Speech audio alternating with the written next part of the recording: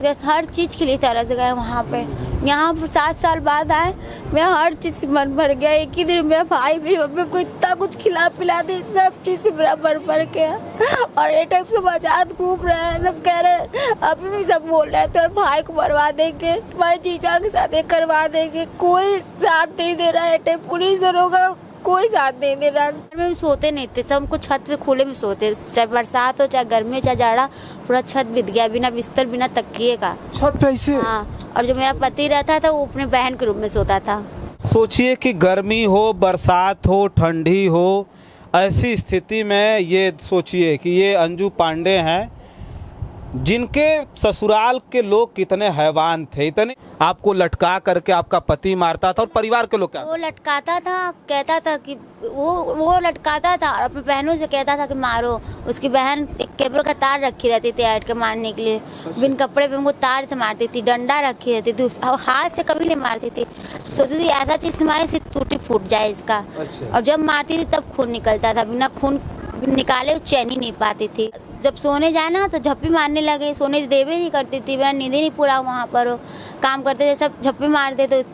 सास मेरी आँख में मिर्चा डालती थी, पाउडर पीस कर रखी रहती थी। अच्छा। और कभी मांगे तो जो महक जाता था वही हमको खाना मिलता था खाने के लिए, नहीं तो वो भी नहीं मिलता था। हम बर्तन धुलने के लिए जाए, जो जूट काट नाली पे रहता था उसको बटर खा देते। 2-4 बार भागे। अच्छा। पकड़ा गए, गेट से भागे, आगे से तो पकड़ा गए, छुप जाते थे, पकड़ लेते थे, बहुत मारते थे। पकड़ने के बाद इस बार हम छत पे से कूद के भागे पीछे के रास्ते से। अगल बगल के लोग कोई नहीं बोलता था। अच्छा। कैसे भी मारो कैसे पिटो सब उसी वाले करती थी। खाना नहीं मिल रहा था, ये कितने दिन से ऐसा था कि आपको खाना नहीं? हमें 7 साल तक कोई खाना अच्छा नहीं दिया है। हम सड़ई बासी जमीन पे का गिरा।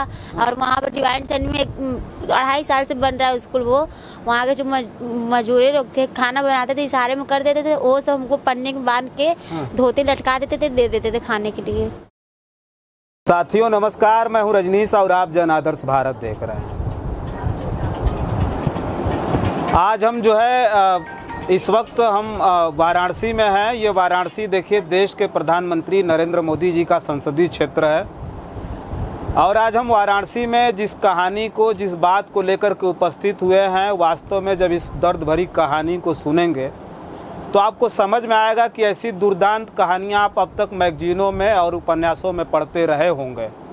जिस कहानी को आज हम पहली बार अपने कैमरे पर लेकर के आ रहे हैं। हालांकि ये जो खबर है वो ज़बरदस्त तरीके से इस देश में वायरल है, लेकिन इस पर कानून का कितना ध्यान है, कानून ने कितना संज्ञान लिया, या हमारे देश के प्रधानमंत्री नरेंद्र मोदी के संसदीय क्षेत्र के वो तमाम आला अधिकारियों ने कितना संज्ञान लिया, उस पर चर्चा करेंगे और आपको समझ में आएगा कि आखिर इस देश में हो क्या रहा है। अभी विधानसभा में खड़े होकर के उत्तर प्रदेश के मुख्यमंत्री जी ने कहा कि जो घरेलू हिंसा है, अन्य हिंसाओं के साथ साथ घरेलू हिंसा भी हमारी सरकार में ना के बराबर है, मतलब बिल्कुल कम है, घरेलू हिंसा भी नहीं हो रही है।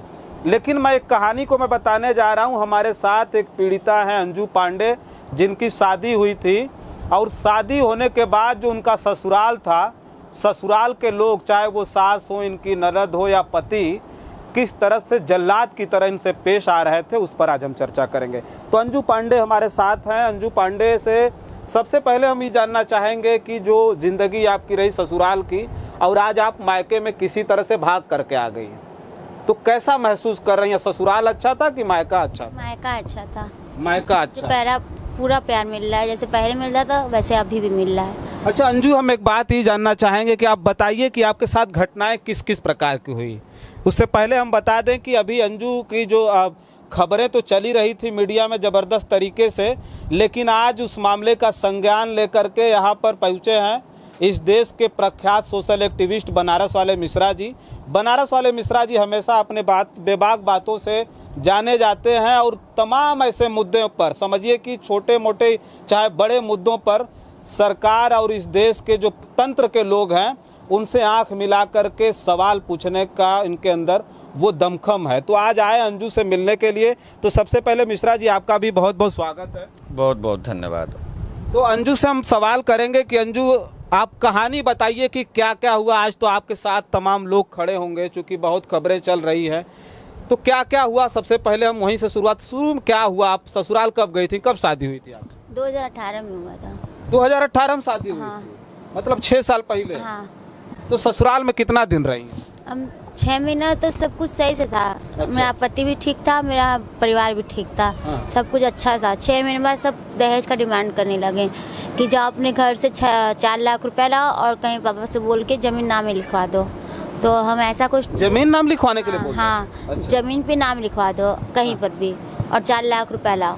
तो जब शादी हुई थी तो पिताजी ने तो दहेज दिया होगा ना? हम लोग अपने पसंद का शादी किए, कोर्ट मैरिज। अच्छा, कोर्ट मैरिज हाँ। शादी हुई थी। तो अच्छा। वो टाइम तो डिमांड नहीं किया कोर्ट मैरिज करते समय, बाद में करने लगा 6 महीने बाद। हाँ। और ये सब नहीं करने पे वो हमको उल्टा लटका के मारता था, बहुत मारता था। कौन मारता था? मेरा पति मारता, संजय पति पांडे। उल्टा लटका के मारता? हाँ 6 महीने के बाद से? हाँ, और अपने परिवार से भी बोल दिया कि तुम लोग ही मारो। अच्छा। जब से वो बोला तब से उसके परिवार वाले भी मारने लगे हमें। अच्छा, जब आपकी शादी हुई, बता रही कि लव मैरिज शादी हुई आपकी, जब शादी हुई तो क्या जो है परिवार के लोग, आपके घर वाले जो आपके माता पिता थे, वो तैयार थे शादी? नहीं। अपने से आपने किया था? हाँ भाग के शादी हाँ की हाँ थी? हाँ हाँ अच्छा, भाग के कोर्ट मैरिज आपने हाँ की? हाँ हाँ अच्छा। हाँ। तो कोर्ट मैरिज शादी आपने जब की तो क्या वो ससुराल के लोग जो थे, चाहे आपके पति जो हैं वो, उनके पिता माता, वो लोग तैयार थे? मेरे परिवार तो वो टाइम नहीं तैयार थे, लेकिन उसके परिवार उस टाइम तैयार थे कि फंसा ना दे। अच्छा। वो टाइम तो उन्हीं के परिवार आधा मेरे तरफ हो गया, आधा उसके तरफ हो गया कोर्ट मैरिज के समय। अच्छा। वो टाइम तो कोर्ट मैरिज करा देकर फिर चौकी पे आके यहाँ खबर की हाँ। कि आपकी बेटी शादी कर चुकी है। उनके पास सब कुछ था, ये दिखा दिए। वो सब सच्चे बच गए और हम भी वो टाइम उधर ही थे। हम भी बोल दिए कि हम लड़के के साथ रहेंगे। अच्छा अच्छा। तो सब पापा मम्मी तो वो टाइम गुस्सा थे, लेकिन कुछ दिन बाद पापा मम्मी का गुस्सा शांत हो गया। अच्छा। कि बेटी अपने बिरादर में गई है, अब बात करके एक हो जाए। मेरे पापा गए भी। हाँ। फिर मेरा एक बेटा हुआ, पापा गए माफ़ी मांगने के लिए कि सुंदरी जो हुआ सो हुआ, अब दोनों पर एक हो जाया जाए, माफ़ कर दो। मिठाई ले पापा को ना हमसे मिलने दी ना देखने दी, मिठा फेंक कर पापा को बेइज्जत करके भगा दी, पापा को रेत करके। पापा घर पे आए, पापा कौन भगा दिया? मेरी ननद सुंदरी पांडे अच्छा। एकदम बेइज्जत करके पापा भगा दी, दुआरे पे से ढक के भगा दी। अच्छा, वो ननद आपकी बड़ी थी कि छोटी? बीच वाली थी वो। जैसे आपसे छोटी थी? नहीं, बड़ी थी हमसे। अच्छा, आपसे बड़ी। उसका भी शादी हो गया। अच्छा। अपना भी घर छोड़ दी, अपना भी परिवार छोड़ दिए, सास ससुर को, अपने आदमी को लेकर मेरे ही घर पे रहती है वो। अच्छा। 4 महीना अपने घर पे रही है वो। अच्छा। फिर मेरे ही घर पे तो रहती है। भगा दिया फिर? अच्छा, पापा को आपको उन लोगों ने भगा? हाँ, मेरे फिर पापा नहीं गए? पापा फिर दोबारा यहाँ पे घर पे आके मम्मी से कहे कि अब दीपू भी मेरा साथ नहीं दे रही है और ऐसे ऐसे सुंदरी करके भगाई, अब हम नहीं जाएंगे वहाँ पे। बहुत बेइज्जत हुआ मेरा। यही सब सदमे में पापा का हार्ट अटैक आ गया कुछ ही दिन बाद। पापा का भी डेट हो गया मेरे। अच्छा, पापा आए वहाँ से, लोगों ने गाली वाली दे करके अपमानित करके भगा दिया, फिर उनका हार्ट अटैक? हाँ, पापा उसी सदमे में हार्ट अटैक पापा को आ गया, तबीयत खराब हो गया पापा का। अच्छा, 6 महीने के बाद स्थिति बदली, आपको लटका करके आपका पति मारता था और परिवार के लोग क्या? वो लटकाता था, कहता था कि वो लटकाता था और अपनी बहनों से कहता था कि मारो। उसकी बहन केबल का तार रखी रहती थी ऐड के मारने के लिए। बिन कपड़े पे हमको तार से मारती थी, डंडा रखी रहती थी, हाथ से कभी नहीं मारती थी। सोचती थी ऐसा चीज से मारे से टूटी फूट जाए इसका। अच्छा। और जब मारती थी तब खून निकलता था, बिना खून निकाले चैन ही नहीं पाती थी। अच्छा। वो तार लपेट कर रखी रहती थी, मारने का एक चीज रखी रहती थी, इसी से मारेंगे। तो ननद मारती थी आप? ननद भी मारती थी, सास भी मारती थी। सास भी मारती? जब सोने जाए ना तो झप्पी मारने लगे, सोने देवे नहीं करती थी, मेरा नींद ही नहीं पूरा वहाँ पर। काम करते थे सब झप्पी मारते, तो सास मेरी आँख में मिर्चा डालती थी, पाउडर पीस कर रखी रहती थी। अच्छा। झप्पी मारते, काम करते करते जब झपकी आती थी तो ये मिर्चा डाल रात में भी नहीं सोने देते थे? नहीं, हमको दिन भर बस काम, कपड़ा सफा रहता था, कपड़ा देती थी कचारने के लिए, बैठी देख ही नहीं सकती थी। परहेज करने के लिए कपड़ा दे दे, कचारने के लिए दोबारा कपड़ा रख दे कचारने के लिए। कि कचारे काम करती रहे। और खाना मांगे तो खाना कभी सपा खाना देवे नहीं करती थी, और कभी मांगे तो जो महक जाता था वही हमको खाना मिलता था खाने के लिए, नहीं तो वो भी नहीं मिलता था। हम बर्तन धुलने के लिए जाए, जो जूट काट नाली पे रहता था उसको बटर खा देते।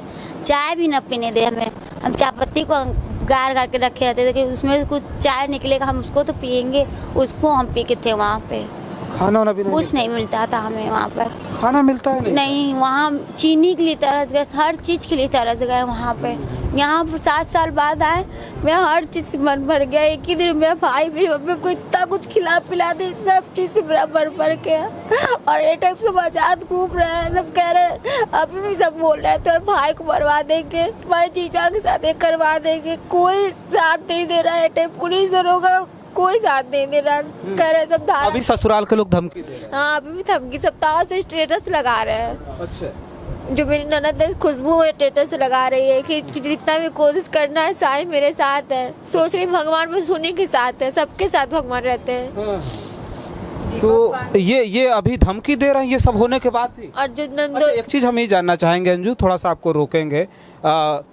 हम ये जानना चाहेंगे कि जब ये मार रहे थे, पीट रहे थे, आपको खाना नहीं दे रहे थे, कभी आपने कोशिश नहीं की कि यहाँ से घर छोड़ करके भाग जाए, ये नर्क है? वहाँ 2-4 बार भागे। अच्छा। पकड़ा गए, गेट से भागे, आगे से तो पकड़ा गए, छुप जाते थे, पकड़ लेती थी, बहुत मारते थे पकड़ने के बाद। इस बार हम छत पे से कूद के भागे पीछे के रास्ते से। अच्छा। जो वो नगीश दिखा उसी से भागे। डिवाइन सैनिक पब्लिक स्कूल है, उसी में कूदे, उसमें कूदे तो रोड नगीच आ गया, तो उसी जगह से भागे हम। तो हम ये कह रहे हैं कि जैसे जब आप भागती थी तो अगल बगल के, जब मारते पीटते थे तो अगल बगल के लोगों को पता चलता? हाँ, सबको पता था बहू को बहुत कष्ट है, बहुत मारते हैं, लेकिन कोई उस इतनी नंगी है ना अंकल जी, क्या बताएं, हर कोई उस सबसे डरता है। अच्छा। कपड़ा तो अगल बगल के लोग कोई नहीं बोलता था। अच्छा। कैसे भी मारो, कैसे पीटो, सब उसी वाली करती थी। अच्छा।